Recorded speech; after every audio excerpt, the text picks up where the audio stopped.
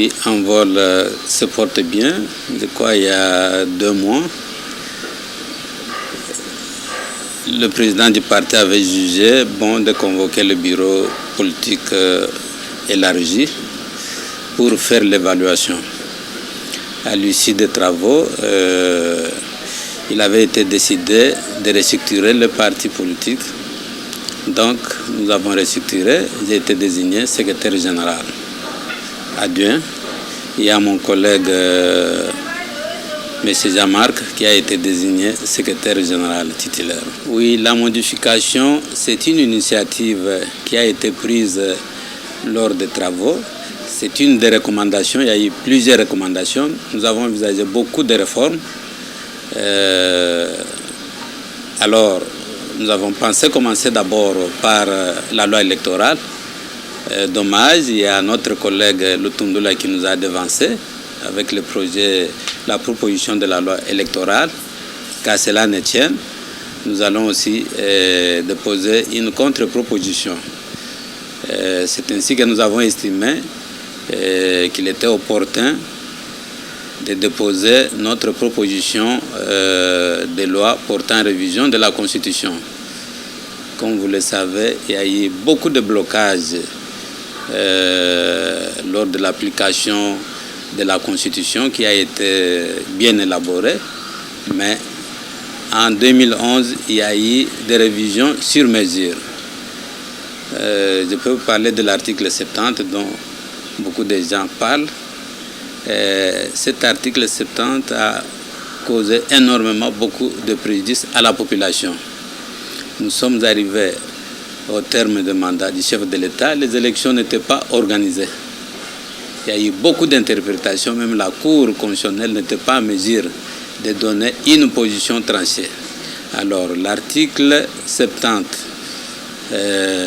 des statuts en vigueur stipule que le président de la République reste en fonction jusqu'à l'installation du nouveau président de la République.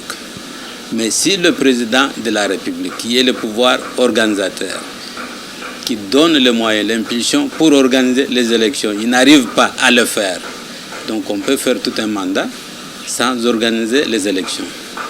Donc c'est ce qui s'est passé. Nous avons perdu 2 ans dans l'interprétation. Les élections n'étaient pas organisées et il n'y avait pas de sanctions. C'est pourquoi nous avons décidé de pallier à cette insuffisance. Beaucoup de gens pensent, j'ai reçu beaucoup d'appels, que nous sommes en train de régler le compte à l'actuel chef de l'État, loin de là.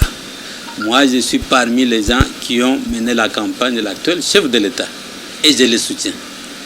Donc je ne peux pas les combattre. Mais nous ne voulons pas aussi non plus les hommes forts. Nous avons besoin des institutions fortes. Ça peut être lui, ça peut être quelqu'un d'autre, mais quand vous faites votre mandat, vous avez la possibilité de renouveler votre mandat. Moi, je suis un élu, je suis député national. J'ai intérêt à rester pendant autant d'années sans qu'il y ait des élections. J'ai dit non, je n'ai pas avoir de limites. Et à un moment donné, nous devons arriver à être évalués par la population. C'est ça ce qui justifie l'article 70. Donc, à la fin du mandat, le président doit organiser les élections. S'il ne le fait pas, à moins qu'il y ait des circonstances exceptionnelles ou cas de force majeure, mais auquel cas, automatiquement, il est réputé démissionnaire. Donc, son intérim est assumé par le président du Sénat. Donc, voilà cette insuffisance que nous avons estimé qu'il fallait corriger pour l'intérêt de la nation. Donc, loin de combattre qui que ce soit, c'est une disposition de la loi qui est impersonnelle, ça ne vise pas personne. Ce sont des institutions. Non, nous n'avons pas, on ne vise pas la personne. Est-ce que vous avez changé ça pendant? Non, mais c'est mon initiative. C'est maintenant que je suis député national. Mais si j'étais député national en son temps, j'allais faire la même proposition. Donc on ne voit pas personne. Félix, c'est un homme de droit. il a combattu avec nous dans l'opposition. Je ne vois pas l'intention que vous le prêtez pour s'éterniser au pouvoir. Je ne vois pas. Il a la possibilité de renouveler le mandat. Et si le peuple lui donne encore la chance, il sera élu en 2023 président de la République. Il n'a pas l'intention que la population est en train d'envisager que non, vous êtes en train de bloquer, pourquoi vous ne l'avez pas fait, l'époque de Kabila. Non. Lui-même, il est conscient que nous sommes en train de mettre les garde-fous pour protéger les institutions de la République. C'est une initiative, l'initiative peut être modifiée, peut être amendée. D'ailleurs, la procédure pour adopter une loi, ça passe d'abord au bureau. Le bureau va faire examiner au niveau des bureaux des études. Nous avons le bureau d'études. Après le bureau d'études, on va envoyer la proposition à la commission PAJ qui va encore examiner. Après, la commission va prendre en charge, c'est la commission PAJ qui va défendre cette proposition au niveau de l'Assemblée nationale. Une fois adoptée, et ça sera aussi renvoyé au Sénat. Donc à chaque étape, il y aura toujours des amendements pour parfaire notre proposition afin d'avoir une loi adaptée. Mais ce que je voudrais dire à la population et la presse s'acharne sur l'article 70. Il n'y a pas que l'article 70. Il y a beaucoup d'articles que nous avons modifiés. Je vous donne par exemple l'article 3 sur la décentralisation. Nous avons estimé que la décentralisation telle que ça a été conçu, ça pose le problème au niveau de l'application. Donc on a décentralisé jusqu'au niveau des secteurs et des chefferies. Donc les chefferies et les secteurs sont des entités décentralisées. Mais lorsque le gouvernement central envoie des rétrocessions, nous avons combien de secteurs dans notre pays? Autant. Donc c'est à peine que les chefs de secteur reçoivent peut-être 200 000 francs, 300 000 francs après autant de mois. Et cela sur le terrain, ça ne fait absolument rien. C'est pourquoi nous avons pensé de ramener les chefferies, les groupements, les secteurs au niveau des entités déconcentrées. Laisser les communes, les territoires, les villes comme des entités décentralisées. Comme ça, on a suffisamment de moyens. On donne aux territoires. Pourquoi nous avons parlé de territoires et de communes? Puis ce sont des entités qui sont viables, qui perçoivent les taxes, qui ont des marchés, Alors, vous voyez, avec ces moyens, ils peuvent réaliser les recettes, plus les recettes qui seront rétrocédées, ils peuvent développer la base. Au fur et à mesure, si cette expérience marche, on pourra à l'avenir étendre au niveau des secteurs, au niveau des chefferies. Nous avons l'article 10 qui parle de la nationalité.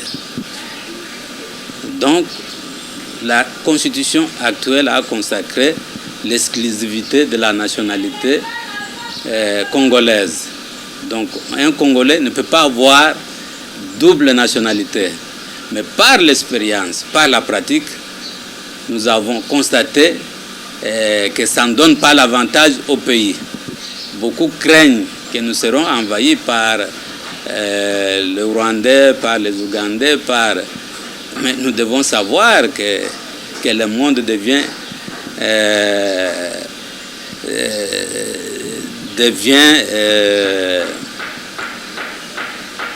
le monde est en train d'évoluer, on est en train de supprimer les frontières. Vous voyez, quand vous êtes dans un pays Schengen, vous pouvez entrer librement en Belgique, en Allemagne, en Luxembourg. Donc, quand vous avez le passeport canadien, vous entrez facilement aux États-Unis, vice-versa. Donc, nous ne pouvons pas craindre nos voisins. Ce que nous devons faire, c'est d'avoir les institutions fortes au sein du pays, les contrôles. Alors, je dis ça pourquoi nous avons des problèmes sérieux avec nos frères, nos compatriotes qui ont quitté le pays pour des raisons économiques, pour des raisons politiques. Je donne les cas des gens de l'IDPS qui ont fait plus de 38 ans dans l'opposition. Ils ont été malmenés ici au pays, beaucoup ont fui et ils ont la nationalité congolaise. Maintenant que l'IDPS est au pouvoir, comment ces compatriotes peuvent bénéficier aussi les acquis de leur lutte? Oui, mais maintenant, comment ils vont rentrer? Ils vont rentrer tout en étant des étrangers dans leur propre pays. Or, la nationalité congolaise d'origine, c'est par le sang. On ne sait pas enlever le sang qui est dans notre corps. On ne sait pas enlever le sang. C'est pourquoi nous avons dit, vous aviez perdu la nationalité. Quand vous revenez ici, vous pouvez par une simple déclaration recouvrer votre nationalité. Et cette nationalité peut être cumulée avec la nationalité étrangère. Et ça, nous parlons des Congolais d'origine, pas les Congolais qui ont acquis par nationalité, par acquisition ou par non. Les Congolais d'origine. Je vous donne un exemple. Nos jeunes joueurs qui viennent ici jouer, qui ont la nationalité française, belge, allemande, et ces jeunes gens-là, quand ils arrivent, ils ont le passeport étranger. Arrivés ici, on fabrique le passeport congolais pour aller jouer. Imaginez-vous, nous gagnons la Coupe du Monde, on dénonce ça, on peut déclarer forfait, nous perdons. Pourquoi cette tricherie? Et pourtant, nous avons la possibilité d'accepter, de leur donner facilement la nationalité. Plus de 80% des députés, des membres du gouvernement, ils trichent, ils ont la nationalité congolaise. Vous avez suivi les débats lors des dépôts de dossiers, des candidats présidents de la République, des candidats premiers ministres, tout ça. Il y a beaucoup d'exemples. Donc c'est un problème réel, ça ne sert à rien d'être hypocrite. Ce qui se passe actuellement en Afrique du Sud, on est en train de chasser les étrangers, quand bien même vous avez la nationalité sud-africaine, on vous dit allez dans votre pays. Mais quand ces gens vont revenir ici, ils auront quelle nationalité? Si vous refusez de leur accorder la nationalité de leur pays, ils seront des apatrides. Donc c'est pourquoi nous sommes en train de sensibiliser la population qu'il faut voir l'intérêt du pays. Nos enfants, nos frères qui ont acquis des connaissances à l'extérieur, ils ont l'expertise, il faut leur donner la possibilité de venir mettre cette expertise, cette expérience, la richesse qu'ils ont accumulée à l'extérieur à la disposition de leur pays. Donc voilà. Nous avons aussi réhabilité le deuxième tour. Donc la Constitution de 2006 avait instauré le deuxième tour. Alors en 2011, on a modifié pour changer de tour à un seul tour. Donc dans notre proposition, nous avons rétabli le deuxième tour et rendre obligatoire aussi les débats contradictoires entre les deux candidats qui restent en liste. C'est tout à fait normal. Donc les deux candidats-là doivent présenter leur vision à la population, devant la presse, tout ça. Alors nous allons désigner le meilleur. Donc en dehors de ça, il y a plusieurs innovations. La Constitution de 2006 avait intégré le parquet dans le pouvoir judiciaire. Alors, en 2011, lorsqu'on va faire la modification, croyant bien faire, mais ils ont encore créé des confusions. On a enlevé le parquet dans le pouvoir judiciaire. Alors, on a laissé seulement les juges. Or, quand vous voyez le Conseil supérieur de la magistrature, ils disent le Conseil supérieur de la magistrature, c'est le pouvoir, c'est un organe de gestion du pouvoir judiciaire. Or, dans le Conseil supérieur de la magistrature, on retrouve aussi le magistrat de parquet. Quelle contradiction! Vous sautez le magistrat de parquet dans dans le pouvoir judiciaire. Vous mettez en place le Conseil supérieur de la magistrature. Vous dites que c'est un organe chargé de la gestion du pouvoir judiciaire. Donc, nous avons estimé que c'était injuste de sortir le parquet. Il fallait réintégrer le parquet dans le pouvoir judiciaire. Nous sommes allés plus loin. Nous avons dit que les magistrats ne sont pas responsables devant le Parlement. Tout ce qu'ils commettent comme faute, tout ça. Donc, alors, il n'y a que le ministre de la Justice qui peut répondre pour le fait de magistrat. C'est ainsi que nous avons imaginé que le Conseil supérieur de la magistrature, dans sa composition, il fallait intégrer aussi l'exécutif, il fallait intégrer aussi la société civile. Il fallait intégrer la société civile, puisque le magistrat sanctionne les civils, tout ça. Mais quand ils commettent une faute, qu'ils les sanctionnent à leur tour, donc c'est comme un syndicat de magistrats, ils peuvent se pardonner entre eux. Il fallait aussi qu'il y ait une tierce personne, la société civile, qui est l'exécutif, dans leur corps là, pour être comme œil de la population et œil de l'exécutif. Voilà, c'est une des innovations.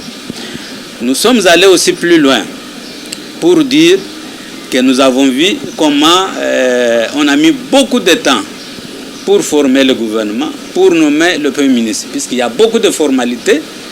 Il faut l'investiture du gouvernement par l'Assemblée nationale. Des fois, nous les députés, nous étions pris en otage. Nous avons perdu le temps, on n'a pas eu le temps d'aller en vacances pour attendre l'investiture du gouvernement. Donc, désormais, il faut que les choses changent. Une fois le Premier ministre nommé, il forme son gouvernement. Il vient au Parlement pour présenter son programme d'action. Donc nous allons, si on rejette le programme d'action, alors son gouvernement tombe. Donc si on accepte, son gouvernement reste, il travaille. Tout ça, c'est pour éviter aussi beaucoup de temps que nous avons perdu. Oui, peu importe, la coalition peut se mettre d'accord. Je ne vois pas pourquoi la coalition pouvait prendre assez de temps si la Constitution était appliquée normalement.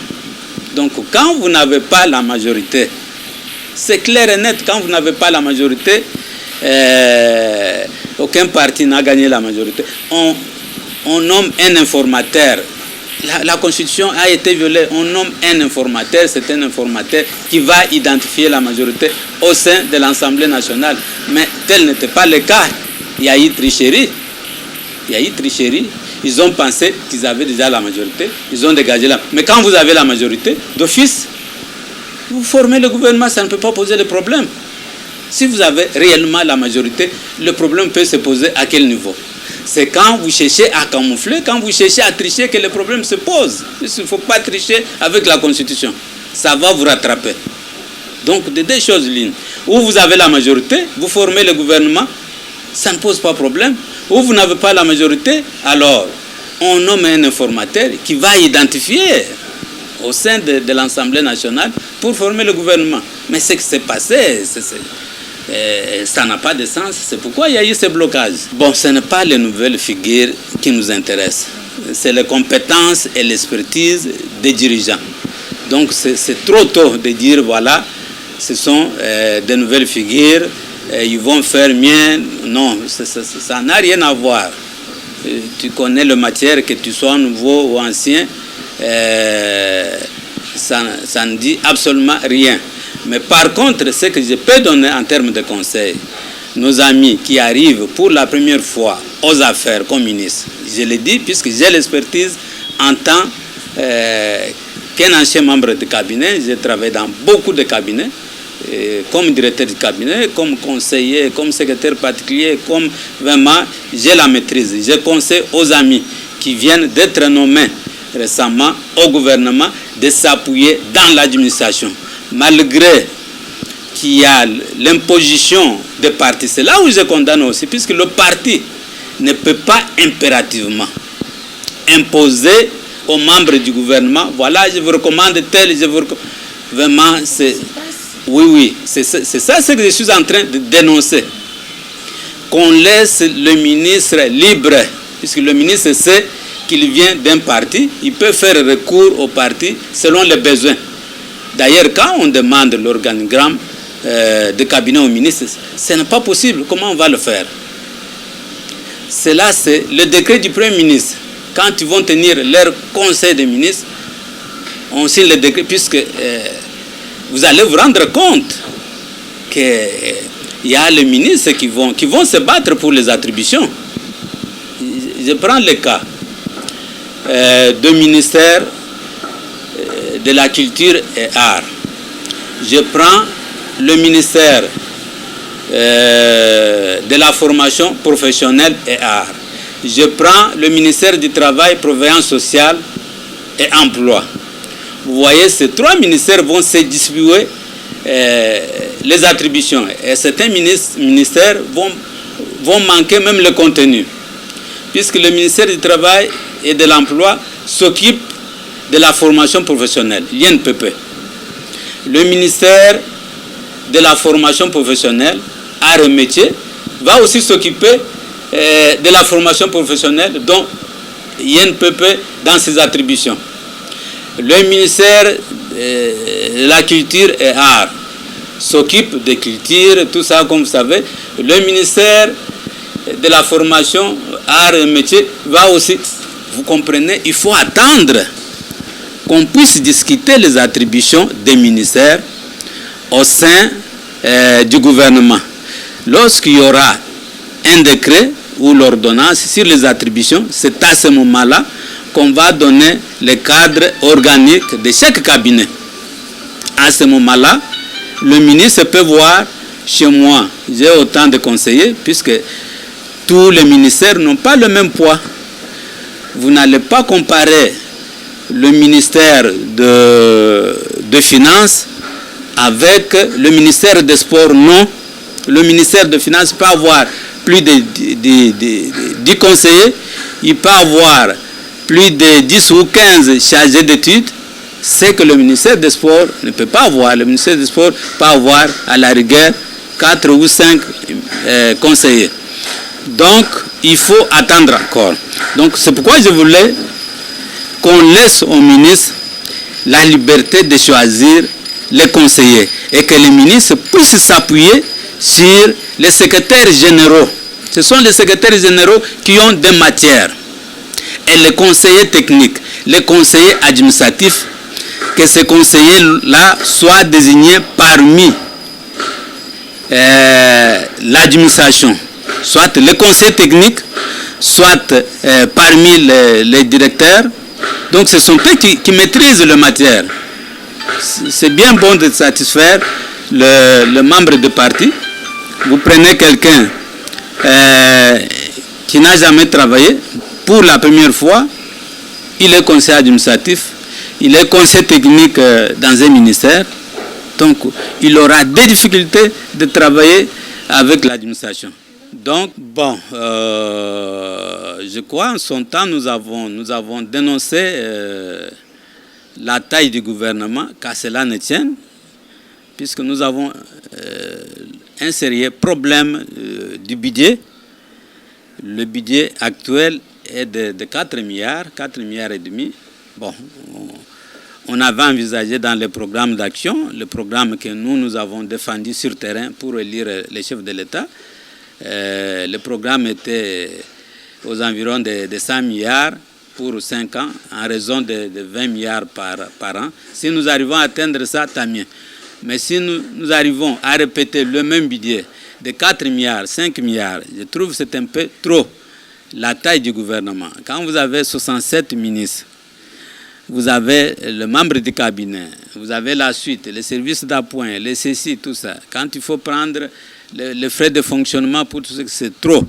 Mais qu'à cela ne tienne. Mais si le gouvernement peut nous ramener les recettes supplémentaires pour atteindre, même si on n'arrive pas à atteindre 20 milliards, par an. Si on arrivait à atteindre ne fût-ce que le cap de 10 milliards, puisqu'il ne faut pas aussi exagérer, ce n'est pas facile, si on arrivait à atteindre le cap de 10 milliards, je crois que ça peut marcher. Mais sincèrement, chaque ministre doit contribuer. Donc, nous, ce que nous allons faire à l'Assemblée nationale, c'est faire travailler le ministre, que le ministre nous présente d'abord son programme en termes de recettes qu'il va réaliser. Puisque chaque ministère a le service générateur de recettes. Il a des entreprises sous tutelle. Ces entreprises-là doivent contribuer aussi au budget de l'État. C'est ce que nous allons demander. C'est bien bon d'avoir autant, mais nous devons voir l'impact de chaque ministère sur le terrain. C'est bien, nous allons améliorer les conditions de vie de la population, mais les conditions de vie de la population, on va améliorer qu'avec les recettes. En amont, il faut d'abord réaliser les recettes pour prétendre améliorer les conditions de vie de la population. Puisque, vous savez, il y a la gratuité de l'enseignement, ça a un coût. Bon, je n'ai pas fait des études, mais c'est les travaux qui venaient de se tenir. On a dit il faut plus ou moins compenser avec les cotisations des parents, plus ou moins 2,5 milliards de dollars. Donc si c'est 2,5 milliards de dollars, ça prend déjà la moitié du budget national. S'il faut compter la paie des fonctionnaires, le militaire, la police, tout ça, toutes les institutions, le fonctionnement, les investissements, alors là, nous avons un grand travail à faire. Donc le ministre, tel qu'ils ont commencé déjà à fonctionner, qu'ils ne pensent pas qu'ils vont dormir, donc nous serons derrière eux pour le pousser. Ce n'est pas de tracasserie, mais pour le pousser à bien fonctionner, à chercher d'abord les moyens, qui ne se laissent pas dans les luxes de faire des voyages, puisque c'est ça aussi le problème, puisque le voyage, les frais d'émission, c'est bien bon de voyager, mais ça nous rapporte quoi? Si chaque mois, il faut que ça soit programmé, chaque mois, le ministre doit voyager, tel il va en France, tel il va en Belgique, tel il va au Maroc, tout ça. Il risque aussi d'épuiser leur budget, leur crédit. C'est ce qui est déplorable. Avant même de faire 5 mois, vous avez déjà consommé tout votre crédit. Mais il faut par contre privilégier les missions à l'intérieur. Ce n'est pas aussi mauvais. Il faut privilégier les missions à l'intérieur du pays, les missions de contrôle, les missions de sensibilisation à l'intérieur. Nous qui venons des villages, il n'y a pas de route, il n'y a pas de l'électricité, il n'y a pas de l'eau potable, il y a beaucoup de choses. Donc le conseil que je vais donner aux ministres, dans leurs frais d'émission, qu'ils puissent privilégier l'intérieur que l'extérieur. Mais nous avons promis à la population que nous devons parler pour vous à l'Assemblée nationale. Oui, un député national, il faut connaître d'abord la mission du député national qui est différente des missions de l'exécutif. Nous prenons les préoccupations de la population pour l'amener à l'exécutif. Vous avez besoin de quoi? Nous avons besoin des écoles. Il n'y a pas des écoles. J'ai des images ici. Si je veux, il n'y a pas des écoles, il n'y a pas de routes. D'abord, les routes, les écoles, il n'y a pas de centre de santé. Alors, nous allons prendre les préoccupations. Lorsque nous allons élaborer le budget d'ici là, au mois de septembre, nous allons traduire ça dans le budget. Voilà, il faut donner les écoles telle part, il faut donner, construire des routes, il faut construire des centres de santé, il faut payer les fonctionnaires, les enseignants. C'est ce que nous allons faire ici. Une fois adopté, nous allons veiller auprès du gouvernement pour que tout ce que nous avons demandé, tout ce que nous avons inscrit dans la loi des finances soit appliquée. C'est là où on nous trouve méchants par la population ou par les membres du gouvernement.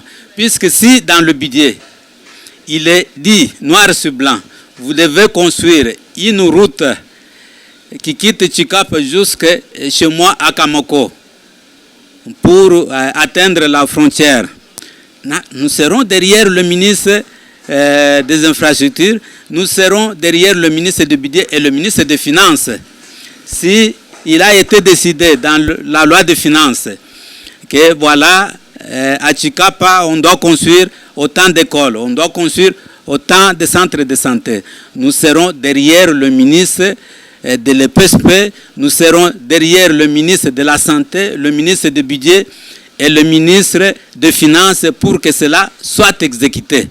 Il est vrai aussi, la population doit comprendre, même l'exécution aussi dépend des niveaux de recettes que nous allons réaliser. C'est pourquoi nous allons nous acharner pour la mobilisation des recettes. Nos régies financières doivent nous aider. Nous serons derrière aussi les régies financières, la DGRAD, la DGI, la douane, pour mobiliser davantage les recettes, donner au gouvernement les moyens de sa politique. Oui, c'est bien bon de crier, mais si nous n'avons pas de moyens, nous n'avons pas mobilisé assez de moyens, on ne sait pas améliorer les conditions de la population. Donc nous avons des défis sur le terrain à Chikapa. Chikapa, c'est le chef-lieu de la province du Kasaï, mais Chikapa n'a pas l'aéroport moderne. Chikapa n'a pas l'aéroport moderne. Nous allons faire pression pour que la prise en charge de la construction de l'aéroport soit effective. Nous payons régulièrement le Go Pass, $50, $5 pour nous rendre chez nous. Mais cet argent doit servir aussi pour construire non seulement l'aéroport de la capitale, mais dans tous les chefs-lieux de la province. Nous avons des équipes de football, mais nous n'avons pas de terrain, nous n'avons pas de stade. Là, nous allons inscrire dans le budget de l'État les constructions des stades.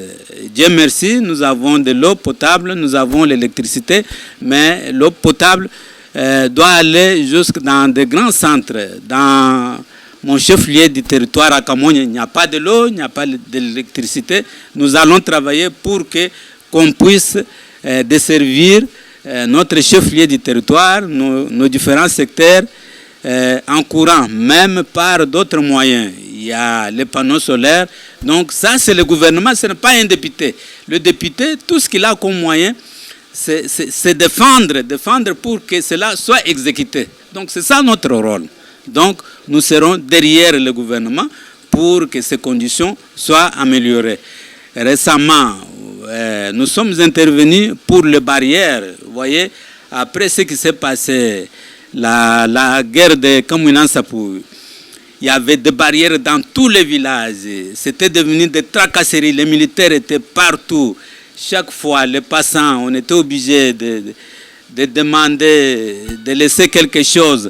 Alors, nous avons martelé, nous avons écrit au ministre de la Défense, au ministre de l'Intérieur. Nous avons saisi le bureau de l'Assemblée nationale. Heureusement pour nous, on avait enlevé les barrières. Mais les informations en notre possession. Il y a encore le barrière dans le secteur de Bakwanyambi, précisément à Kamosha. Quand vous quittez Chikapa pour Kananga, il y a des militaires qui tracassent la population. Nous sommes en train de dénoncer dans le secteur de Chikapa, à Kabelumbu, il y a des militaires qui tracassent la population, qui pillent, qui violent les enfants. Ça, nous dénonçons avec la dernière énergie. Tout le monde est obligé de respecter la loi. On a décidé d'enlever tous les militaires qui étaient, puisque la guerre a fini, ça ne sert à rien. Il fallait favoriser le commerce entre la population, les centres de consommation vers les centres de production vers les centres de consommation. Il faut enlever les barrières. C'est une décision du gouvernement. Ça doit être appliqué et ça s'impose à tous. Donc, voilà ce que je voulais dire à ce point-là. Oui, cette question-là, il faut relativiser, sincèrement, pour les gens qui ne maîtrisent pas le fonctionnement de l'administration. Ils peuvent beaucoup crier. Mais ce qu'il faut connaître, c'est quoi? Dire détournement, c'est trop tôt. Il n'y a que la justice qui peut dire, voilà, effectivement, il y a eu détournement. À ce que je sache, au ministère de l'économie, il y a ce qu'on appelle le comité de suivi sur la structure de prix. Généralement, il y a une quotité qu'on réserve pour cette commission-là. Cette commission est composée des pétroliers, de la présidence, de la primature, du ministère de l'économie, du ministère des finances. Il y a beaucoup de gens qui interviennent, puisque quand il faut augmenter, il faut réunir tous ces gens-là. Mais pour ce travail, il y a une commission, et il y a une caisse noire. Je crois que c'est légal, puisque c'est constitué sur base des arrêtés interministériels. Bon, je ne sais pas la hauteur de leur rémunération. Il semblerait que cet argent était destiné au fonctionnement et au paiement des primes des membres de cette commission. C'est de cela qu'il s'agit. Est-ce qu'il y a eu des détournements ou il y a eu des affectations? Bon, c'est que j'ai cru comprendre, il s'agit de la désaffectation. Au lieu de payer, ça a été affecté à un autre service. Ça, je ne sais pas. C'est trop tôt de dire qu'il y a eu détournement. Mais s'il y a eu détournement, c'est à quel niveau? Donc, qu'on laisse les services spécialisés, le parquet qui est déjà saisi du dossier, qui puisse mener les enquêtes avec l'inspection de finances. Comme ça, on va nous dire s'il y a eu détournement, qui sont les responsables. Donc, à ce niveau de stade, tant que la justice mène les enquêtes, on ne peut pas d'office pointer X, Y qu'il a détourné. C'est trop tôt. Le mot de la fin, nous disons à la population que nous venons de déposer la proposition de loi sur la révision constitutionnelle. Je sais que cette proposition engage la vie de toute la population. Nous sommes partis de fait. Il y a eu blocage au niveau de fonctionnement de nos institutions. Notamment, nous avons parlé de nos frères qui étaient en difficulté de revenir au pays, ceux qui avaient acquis la nationalité étrangère. Donc, comme dans tous les États modernes, on accepte la double nationalité qui a l'avantage, qui procure aussi certains investissements au pays. Nous avons dit pourquoi ne pas donner aussi, accorder la facilité à nos compatriotes. Nous avons pensé aussi constater sur terrain que la loi sur la décentralisation posait le problème. Il y a eu décentralisation de nous, mais en pratique, théoriquement, oui, mais en pratique, c'était difficile. Alors, il fallait ramener au niveau des entités qui génèrent les recettes, notamment les territoires et les communes qui ont des marchés, qui ont des recettes, et certains impôts, et qu'on puisse ramener la décentralisation à ce niveau-là, qu'on puisse appuyer ces entités-là, dans l'avenir, songer à progresser jusqu'au niveau des secteurs et chefferies.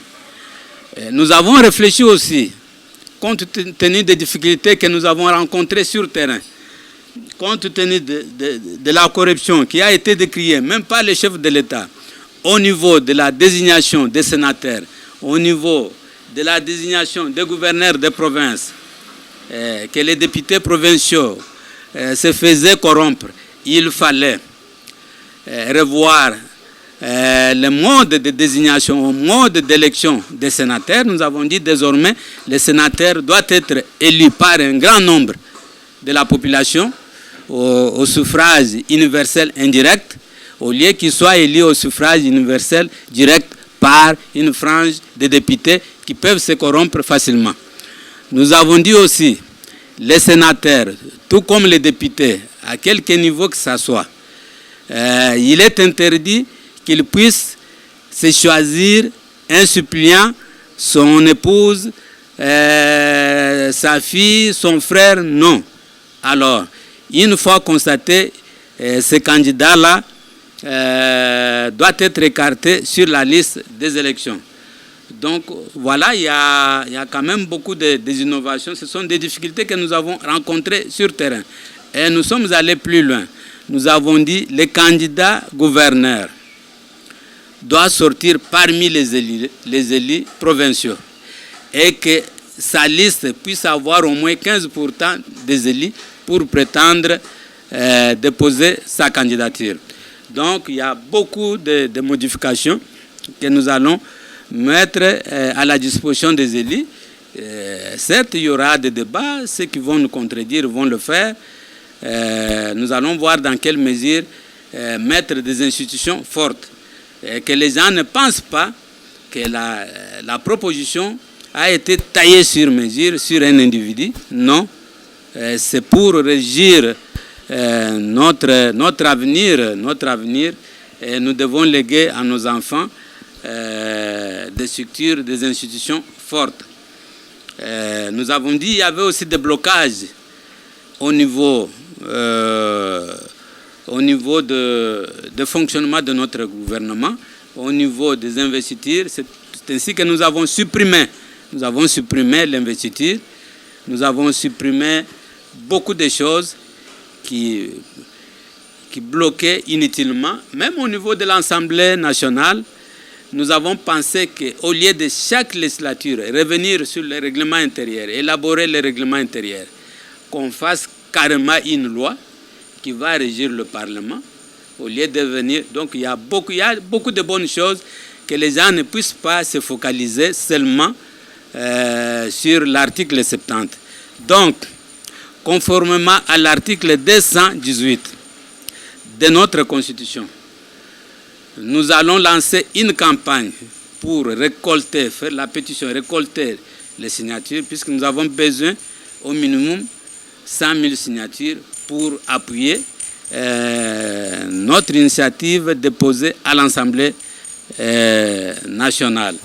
Pour le gouvernement, je vous ai dit, bien que j'ai fait une déclaration, que compte tenu du poids politique de notre province du Kasaï, qui a été mal servi, et je demande au chef de l'État, je demande au Premier ministre qui m'écoute en ce moment, de tenir compte dans l'avenir, puisque ce n'est pas normal.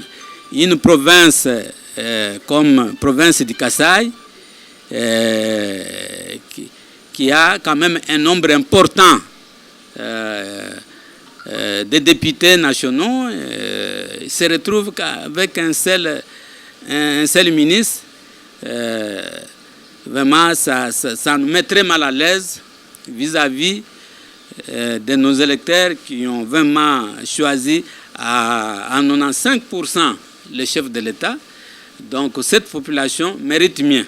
Donc dans l'avenir, le chef de l'État et le Premier ministre doivent tenir compte de cette population, doivent tenir compte des promesses, puisque nous sommes parmi les gens qui ont bâti campagne pour lui. Il a fait une promesse à cette population de Chikapa, à cette population du Kasaï. Il doit tenir compte dans d'autres institutions.